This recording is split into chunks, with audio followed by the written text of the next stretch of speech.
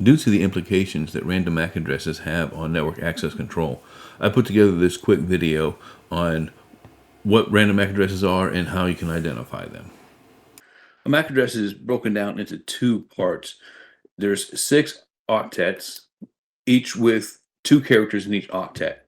The first 3 characters, or the block ID, and then you have the last 3 octets, which is the device ID. And the way you break this down is the block ID is called the organizationally unique identifier. I had to say that over and over and over again because I would always get tripped up on organizationally. Now I can say it without a problem. But man, is that a tongue twister. What that does for us, though, is it identifies who the manufacturer is of that network device. And it's also where we get the acronym for MAC OUI. You got your Media Access Control Organizationally Unique Identifier. Over in the device ID, you have a globally unique identifier, which means one MAC address, and you're the only device that has that MAC address in the world. And it's assigned to your network interface. Yet, a lot of people put network interface card here, controller, connection, whatever. It's network interface because each network interface has a MAC address. And that makes it easy to track your devices, look it up, verify the identity of that device. Now, going into random MAC addresses, this is the whole reason for the GUID versus the MAC address is your MAC addresses change. And because of that, there are 3 big points to make about random MAC addresses.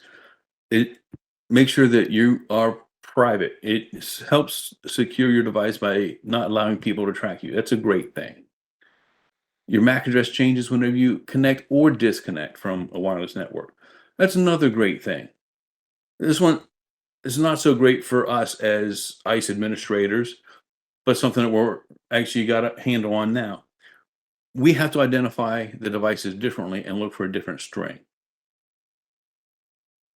And the reason that that's a big deal is because of the MAC address randomization. As you can see, the block ID stays the same. The device ID changes.